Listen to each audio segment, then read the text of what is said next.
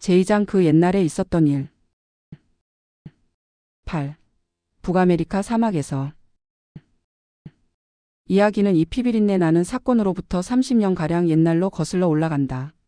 넓기만 한 북아메리카 대륙의 중앙부에는 황량하게 메마른 무서운 사막이 있다. 끝날 대를 알 수 없는 모래 바다는 겨울에는 흰눈으로 빛나고 여름에는 소금기를 머금은 모래먼지에 뒤덮여 톳빛이 된다. 이 황폐한 땅에는 사는 사람도 없다. 코요테가 바위 그늘에 몸을 숨기고 대머리 독수리 콘도르가 소리도 없이 하늘을 맴돌고 회색곰은 어두운 골짜기를 어슬렁거리며 먹이를 찾는다. 이 황량한 천지에 사는 것이라고는 그 정도가 고작이다. 특히 시에라 블랑코 산맥 북쪽의 사면에서 바라보는 풍경만큼 황막한 것은 없다. 눈이 닿는 곳은 모두 알칼리 성분의 모래로 덮인 평원이 이어져 있고 그 군데군데에 선인장이 듬성듬성 자라고 있을 뿐이었다. 그리고 멀리 지평선 끝으로 눈을 머리에 인 험준한 삼봉우리가 어깨를 나란히 하고 늘어서 있다. 드넓은 그쪽으론 짐승의 흔적도 찾아볼 수 없다. 칼날처럼 시퍼런 하늘에는 새도 보이지 않고 거무튀튀한 땅 위에 움직이는 것이라고는 아무것도 눈에 띄지 않는다. 또한 아무리 귀 기울여 들으려 해도 소리 하나 들리지 않았다. 그런데 시에라 블랑코 산에서 굽어보면 한 줄기 길이 사막을 가로질러 꿈틀꿈틀 지평선 저쪽으로 이어 닿아 있다. 그것은 마차 바퀴에 패이고 모험가들의 발로 다져진 길이다. 길가에는 눈이 부실 정도로 흰 것이 점점이 흩어져 널려 있다. 가까이 가보면 그것이 뼈라는 것을 알게 된다. 크고 우람한 무더기가 있는가 하면 작고 가냘픈 무더기도 있다. 이 고난의 길은 모래 언덕을 넘고 자갈밭을 가로질러 240km나 이어져 있는 것이다. 1847년 5월 4일. 한 나그네가 거기에 서서 이 황폐한 땅을 내려다보고 있었다. 나그네의 얼굴은 이 평원을 지배하는 신이나 마왕의 얼굴로 착각될 정도였다. 나이는 40이나 되었는지 아니면 60이 가까운지 종잡을 수가 없다. 양볼이 움푹 패일 정도로 살이 빠지고 살같은 양피지를 바른 것 같다. 긴 갈색 머리칼이나 턱수염에는 새치가 섞이고 움푹 패인 눈에는 이 세상의 것으로는 생각할 수 없는 빛이 감돌고 있었다. 장총을 쥐고 있는 팔도 나무토막처럼 마르고 물기가 없다.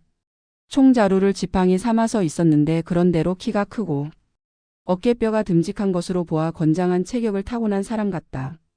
그런데도 지칠 대로 지친 얼굴에 살이 빠져 옷이 헐렁하고 그처럼 늙어 보이는 이유도 분명했다.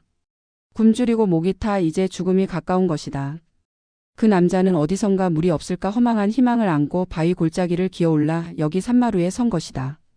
그러나 눈 아래에는 끝도 없는 모래의 평원이 펼쳐지고 멀리엔 울퉁불퉁한 바위산이 앞을 가로막을 뿐 물이 있는 곳을 알려줄 푸른 초목의 그림자는 보이지 않았다.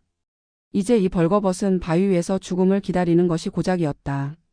여기에서 죽는다 해도 안 될 이유는 없지. 20년 뒤 닭털 이부자리 속에서 죽는 거와 뭐가 달라.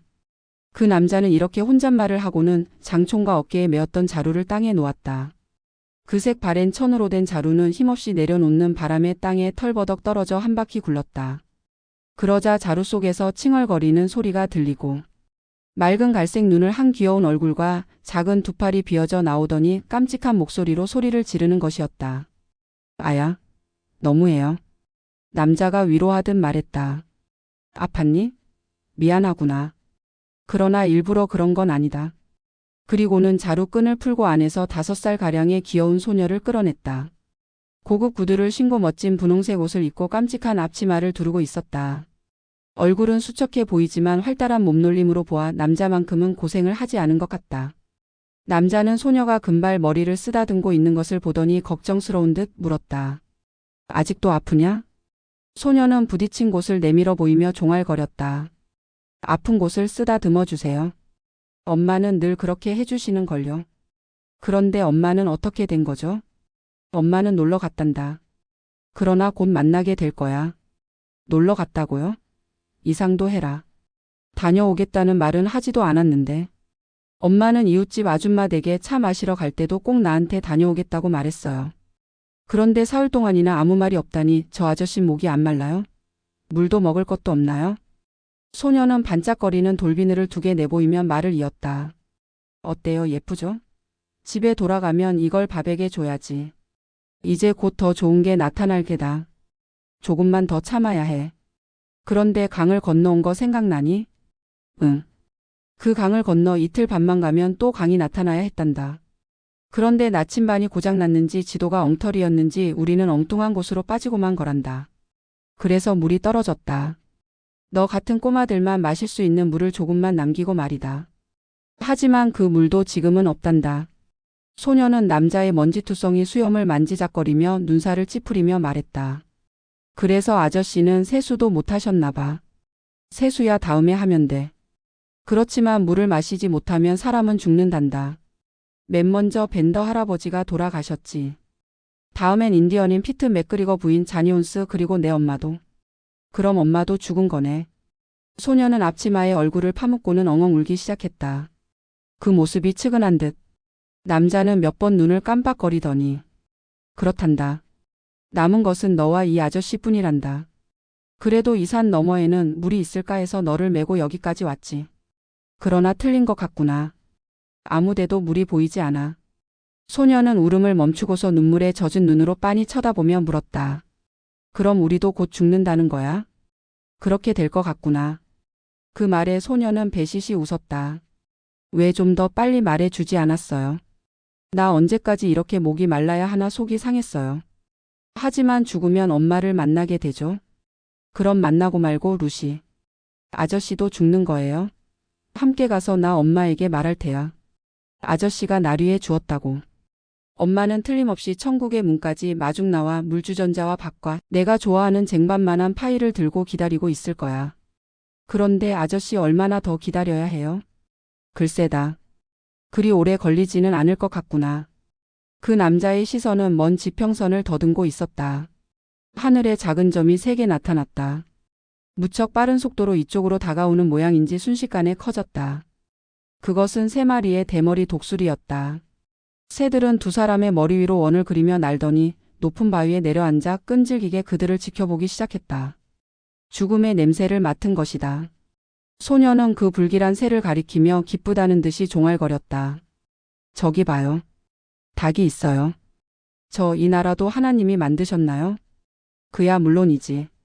하나님은 일리노이 주도 만드시고 미주리 강도 만드셨다는 거 나 알아요. 그렇지만 이곳은 다른 하나님이 만든 것 같아요. 솜씨가 형편없거든요. 나무도 강도 빠뜨리다니. 남자는 잠시 망설인 뒤 차분하게 말했다. 기도를 드리지 않겠니? 아직 잠잘 때도 아닌데요. 상관없단다. 지금 하는 건 진짜가 아니지만 하나님은 괜찮다고 하실리다. 푸른 초원을 지나올 때는 매일 밤 잠자리에 들기 전에 기도를 드렸겠지? 그대로 하면 된다. 소녀는 이상하다는 눈으로 남자를 올려다보았다. 왜 아저씨는 기도를 드리지 않나요? 모두 잊어버렸단다. 아저씨 키가 이 총의 반만 했을 때부터 한 번도 기도를 드린 적이 없거든. 그러나 지금이라도 늦은 건 아닐게다. 그러니 내가 기도문을 외우면 아저씨가 따라하다가 아멘 소리만 크게 할게. 그럼 무릎을 꿇으세요. 나도 무릎을 꿇을게요. 자, 손을 이렇게 깍지를 끼고. 어때요? 기분이 가라앉지요? 철없는 아이와 두려움을 모르는 서부의 장정이 나란히 무릎을 꿇고 앉아 있는 것은 색다른 풍경이었다. 오동통한 소녀의 얼굴과 거칠고 메마른 남자의 얼굴이 구름 한 점 없는 하늘을 향해서 맑고 또렷한 목소리와 굵고 쉰 목소리가 하나가 되어 하나님에게 자비와 용서를 간절히 빌기 시작했다. 기도가 끝나자 두 사람은 바위 그늘에 자리 잡았다. 소녀는 그 남자의 넓은 가슴에 안기더니 잠시 뒤 영원한 잠이 될지도 모르는 고난 잠에 빠져들었다. 남자는 한동안 그 얼굴을 지켜보고 있었으나 사흘 낮 밤을 쉬지도 먹지도 못해서 피로가 몰려오는 듯 차츰 눈꺼풀이 무겁게 내리덮이더니 머리가 가슴 위로 조금씩 꺾여 어느덧 남자의 거친 턱수염과 소녀의 보드라운 머리칼이 한데 엉키면서 둘 다 깊은 잠속으로 빠져들었다. 온 천지가 조용했다. 30분이나 지났을까 멀리서 흙먼지가 피어올랐다. 처음에는 안개와 식별이 잘 안 되었지만 흙먼지는 자꾸만 커져서 윤곽이 뚜렷해졌다. 들소떼가 흙먼지를 일으키며 돌진해 오는 것 같았지만 풀 한 폭이 없는 사막의 들소가 떼지어 나타날 리는 만무했다. 흙과 모래먼지의 소용돌이는 차츰 둘이 잠들어 있는 벼랑 밑을 향해서 움직여 왔다. 그리고 마침내 구름처럼 피어오르는 흙먼지 속에서 포장마차와 무장을 하고 말을 탄 사람들의 모습이 떠올랐다. 서부를 향해 가는 이주민의 무리가 틀림없었다. 그렇다고는 하나 어마어마한 규모였다. 그 선두는 이미 벼랑 끝까지 도달했는데도 끝은 아직 지평선 저쪽에 묻혀 보이지 않았다. 사륜마차와 이륜진마차, 말을 탄 사람과 걷는 사람들의 행렬이 평원을 가로질러 끝없이 뻗어 있었다. 무거운 짐 보따리를 짊어지고 걸음을 옮기는 수많은 여자들, 마차 주위를 뛰어다니거나 흰 포장 밑으로 얼굴을 내밀고 있는 아이들, 그건 보통 이주민이 아니라 어떤 사정에 의해서 대대적인 집단을 이루어 새로운 땅을 찾아 나선 사람들이 틀림없었다. 그 수많은 사람들이 웅성거리는 소리와 마차, 바퀴가 덜컹거리고 말이 울부짖는 소리가 한 덩어리가 되어 마른 하늘에 메아리쳤다. 그러나 벼랑 위에서 잠든 두 사람은 눈을 뜨지 않았다. 이 행렬의 선두에는 각기 총을 든 남자들이 20명가량 말을 타고 앞장서 있었으나 벼랑 가까이에 오자 일제히 멈추어 서서는 무엇인가 수군거렸다. 그리고는 수염을 깨끗이 면도하고 머리가 반백이 된 한 남자가 소리쳤다. 형제들이여.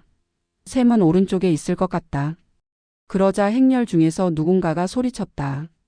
물 걱정은 없을 것이다. 바위 속에서 물을 자아낸 하나님이 선택한 백성을 버리시는 일은 없을 것이다. 그러자 무리가 한 목소리가 되어 말했다.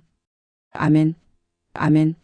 일행이 다시 말을 몰아 나아가려 할 때 한 사람이 소리를 지르며 깎아지른 벼랑 위를 가리켰다. 그 정상에서 무언가 분홍빛 천이 회색의 바위를 배경으로 펄럭이는 것이 보였던 것이다. 길잡이로 보이는 나이든 남자가 말했다. 인디언이 이 부근에 있을 리는 없어. 포니족이 사는 땅을 지나온 지 오래니까. 대산맥을 넘기까지는 다른 부족이 있을 리 없는데. 한 사람이 말했다. 스탠거슨 씨, 내가 가보고 오겠습니다. 이어 10사람가량의 목소리가 거기에 따랐다. 나도 가겠습니다. 나도. 함께 가보게나. 나이든 장로가 말하자 젊은이들이 말에서 내리더니 분홍색 천이 보였던 곳을 행해 가파른 벼랑을 기어오르기 시작했다. 그리고 바위에서 바위로 날렵하게 옮겨뛰며 마침내 정상에 올랐다. 맨 먼저 그것을 발견한 젊은이가 선두였다. 그가 무척 놀란 듯 크게 손을 흔드는 것을 보고 뒤따르던 청년들도 급히 기어 올라갔다. 그들도 뜻하지 않은 일에 놀라고 말았다. 바위 그늘은 평평했다. 거기에 키가 큰 남자가 옆으로 쓰러져 있었다. 수염이 무성하게 자라고 철사처럼 말라 비틀어진 모습이었다. 그러나 눈을 감은 채 고른 숨소리를 내는 것으로 보아 죽은 것 같지는 않았다. 놀라운 것은 그 품에 안기 소녀였다. 통통하고 흰 팔을 남자의 때가 잔뜩 낀 가는 목에 감고서 금발머리를 그의 가슴에 파묻은 채 새근새근 잠들어 있는 것이었다. 장밋빛 입술을 반쯤 벌리고 있어서 그 사이로 흰 치아가 가지런히 드러나 보였다. 천진스러운 얼굴에는 미소까지 감돌고 있었다. 이 알 수 없는 두 사람이 잠들어 있는 바위 꼭대기에는 3마리의 대머리 독수리가 앉아 있다가 달려온 사람들을 보자 쉰 목소리로 울어대며 파드득 날아올랐다. 잠들어 있던 남자가 그 소리에 눈을 떴다. 그리고 자기를 내려다보고 있는 사람들을 둘러보고서 비틀거리며 일어섰다. 그는 평원을 굽어보았다. 아까만 해도 그렇게 황량하고 조용했던 평원에 지금은 헤아릴 수 없이 많은 사람과 말이 득실거리고 있지 않은가. 남자는 그 놀라운 광경에 눈을 비비며 중얼거렸다. 이게 환상이라는 건가? 소녀는 그 바람에 잠을 깨어나서는 남자의 소매에 매달려 어리광이 담긴 눈으로 사방을 둘러보았다. 두 사람은 눈앞의 광경이 결코 환상이 아니라는 것을 알았다. 젊은이 하나가 소녀를 어깨에 올리고 기진맥진한 남자를 다른 몇 명이 부축하여 벼랑을 내려갔다. 남자는 사람들에게 설명했다. 내 이름은 존 페리어라고 합니다. 21명 중에서 나와 이 아이만 남았습니다. 다른 일행은 굶주림과 갈증으로 저 멀리 남쪽에서 죽었습니다. 한 사람이 물었다. 이 아이는 당신 딸입니까? 지금은 그렇다고 할 수 있습니다. 내가 살려냈고 아이의 부모가 죽었으니까 내가 길러야지요. 이 아이는 오늘부터 루시 페리어입니다. 그런데 당신들은 누굽니까? 엄청난 인원인 것처럼 보입니다만 1만 명이 넘습니다. 우리는 신성한 조셉 스미스의 가르침을 믿는 사람들입니다. 일리노이주에서 왔지요. 하나님을 믿지 않는 자들을 피하여 편안히 살 수 있는 땅을 찾아 나선 길입니다. 페리어는 이해가 간다는 투로 말했다. 알았습니다. 당신들은 몰몬 1830년 미국에서 조셉 스미스라는 사람이 창시한 크리스트교의 한파, 한 남자가 여러 명의 아내를 거느리는 것을 허용하고 있다. 교도들이군요. 사람들은 입을 모아 대답했다. 그렇습니다. 우리는 몰몬 교도입니다. 그래, 당신들은 어디로 갑니까? 그건 알 수 없습니다.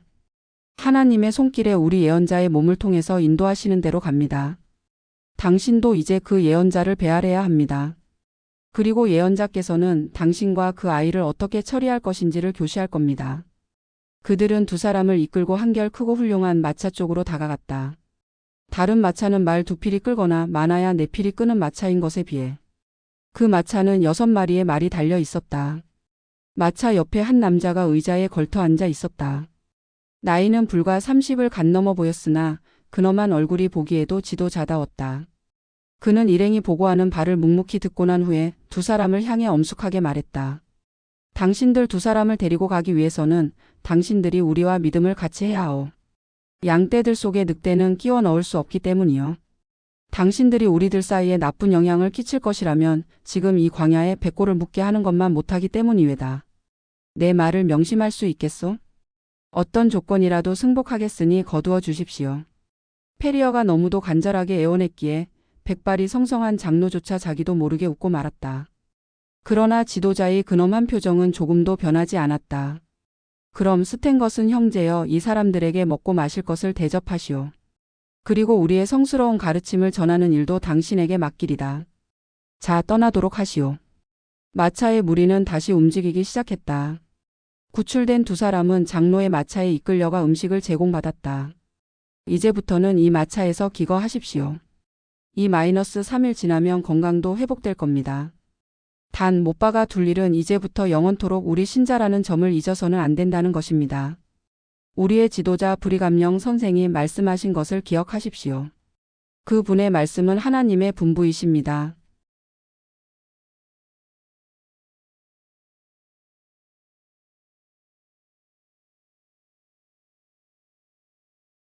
시청해 주셔서 감사합니다. 구독, 좋아요.